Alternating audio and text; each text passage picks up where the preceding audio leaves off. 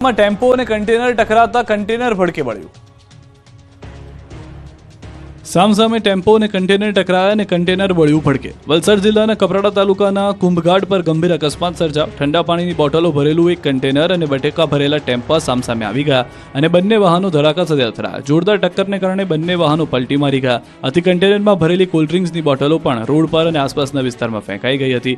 આ તરફ સાથે જ ટેમ્પા પણ પલટી જતા ટેમ્પામાં ભરેલા બટેટાની પણ રોડ પર રેલમછેલ જોવા મળી। આથી બંને વાહનોને નુકસાન થયું। જોકે ટક્કર એટલી જોરદાર હતી કે ઠંડા પીણા ભરેલા કન્ટેનરમાં આગ લાગી ગઈ।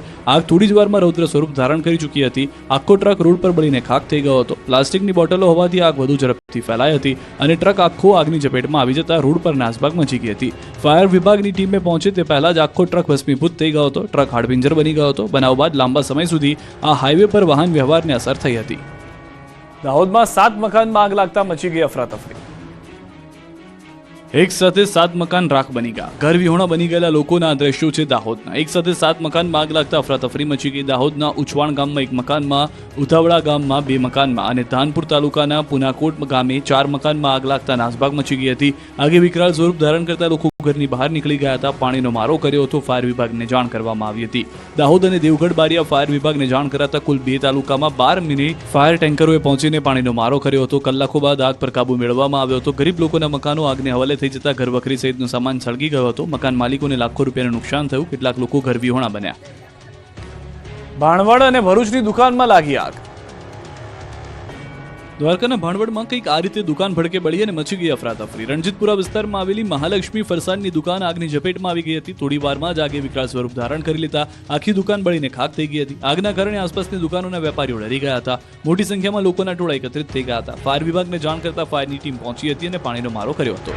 ભાણવડ જેવા દ્રશ્યો ભરૂચની પણ સામે આવ્યા। ભરૂચની બજાર વિસ્તારમાં આવેલી એક દુકાન સળગી હતી। દુકાનમાં આગ લાગતા દોડધામ મચી ગઈ હતી। શોર્ટ સર્કિટના કારણે આગ લાગતા આગે રૌદ્ર સ્વરૂપ ધારણ કર્યું હતું। ફાયર ફાઈટર ઘટના સ્થળે પહોંચી આગ પર કાબુ મેળવ્યો હતો। આગ લાગવાથી દુકાનનો સામાન બળીને ખાખ થયો હતો। સુરતના ભેસ્તાનમાં લુખ્ખાઓને મારામારી ભારે પડી, પોલીસે પકડ્યા। સુરતના ભેસ્તાન વિસ્તારમાં કેટલાક અસામાજિક તત્વોએ મિત્રને લાકડાના ફટકા વડે માર માર્યો હતો। આખા વિસ્તારમાં આતંક મચાવ્યો હતો। રોડ પર પૈસાની લેતી દેતી બાબતે ઝઘડો થયો હતો। બોલાચાલી શરૂ થયેલી વાત ઉગ્ર બની જતા 4 શખ્સોએ એક વ્યક્તિને ઢોર માર માર્યો। લાકડીઓથી હુમલો કરી મિત્રને અધમુઓ કરી નાખ્યો।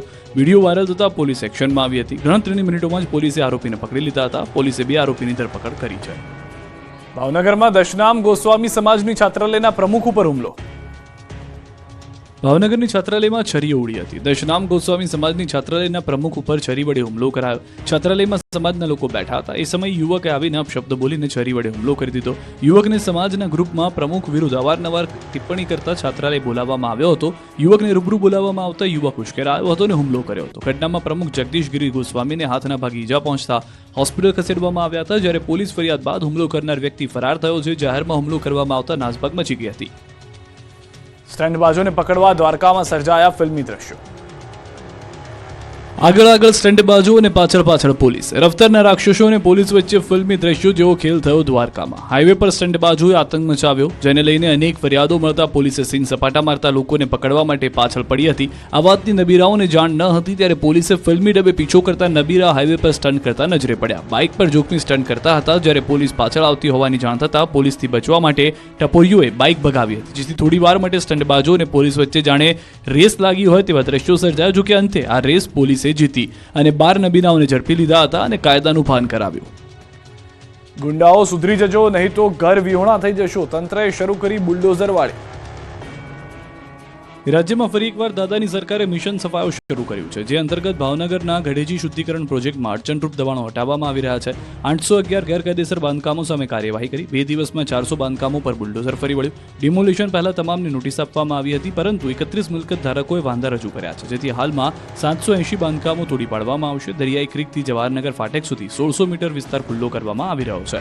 તો ગુંડાઓના ઘર પર પણ તંત્ર તવાઈ બોલાવી રહ્યું છે। સુરતમાં કલકીટ પોલીસ દ્વારા ગુનેગારો સામે લાલાંક કરવામાં આવી મળી છે. 3થી વધુ ગુનાનો આરોપી અને કુખ્યાત બુટલેગર સમીર માંડવાની મિલકત પર દાદાનું બુલડોઝર ચાલ્યું. આરોપીએ સરકારની જમીન પર પતરાનો ગેરકાયદેસર ડોમ ઉભો કર્યો હતો. પોલીસ દ્વારા પાલિકાની ટીમને સાથે રાખીને ડિમોલિશનની કામગીરી કરવામાં આવી.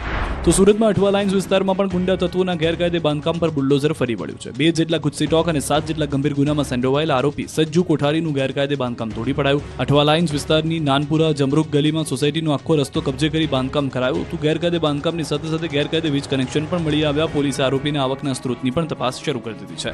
આ તરફ અમદાવાદમાં પણ ચાલ્યું બુલડોઝર. વસ્ત્રાલમાં હોળીના દિવસે ખેલાયેલી હથિયારોની હોળી બાદ પોલીસ અસામાજિક તત્વો વિરુદ્ધ એક્શનમાં આવી ગઈ છે. ત્યારે મેઘાણીનગરમાં 2 બુટલેગરના દબાણને દૂર કરાયા. ચવનપુરા ચકલાથી ઓમનગર તરફ જતા રસ્તા પર પતરાવાળી ચાલીમાં રસ્તા પર પતરાના શેડથી બાંધકામ કરવામાં આવ્યું હતું. આગામી દિવસમાં ચવનપુરા ચકલાથી ઓમનગર તરફ જતા રસ્તા પર પતરાવાળી ચાલીમાં રસ્તા પરનું દબાણ દૂર કરાશે.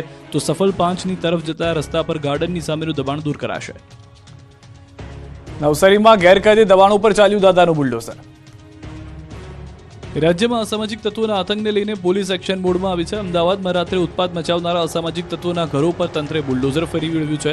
તો અમદાવાદની જેમ નવસારીમાં પણ ગેરકાયદે દબાણો પર તંત્રનું બુલડોઝર ફરી વળ્યું છે. નવસારી જિલ્લા અંતર્ગત ખેરગામના ગુનેગાર પરિવારના સદ્દામ શેખના મકાન પર દાદાનું બુલડોઝર ફરી વળ્યું. સદ્દામ શેખ તેમજ તેના ભાઈ અસીમ શેખ અને અનેક ગંભીર ગુનાઓમાં આરોપી છે. ખંડણી, મારામારી, વિદેશી દારૂની હેરાફેરી, વ્યાજખોરી જેવા અનેક ગુનાઓ તેમની સાથે પોલીસ ચોપડે નોંધાયેલા છે. અનેક ગંભીર ગુનાઓને ધ્યાને લઈને જિલ્લા પોલીસ દ્વારા સદ્દામ શેખ તેમજ તેના પરિવાર સામે ગુસ્સી ટોક હેઠળ કાર્યવાહી કરવામાં આવી હતી. સદ્દામ શેખ દ્વારા 15 વર્ષોથી ખેરગામ તળની જમીન ઉપર 4 મકાનો બનાવવામાં આવ્યા હતા, જેને તોડવા માટે ગ્રામ પંચાયતે પોલીસ બંદોબસ્ત સાથે કાર્યવાહી હાથ ધરી હતી. વીમા કંપની પાસેથી રૂપિયા પડાવવા ઠગબાજોએ ખોલી વધુ એક બોગસ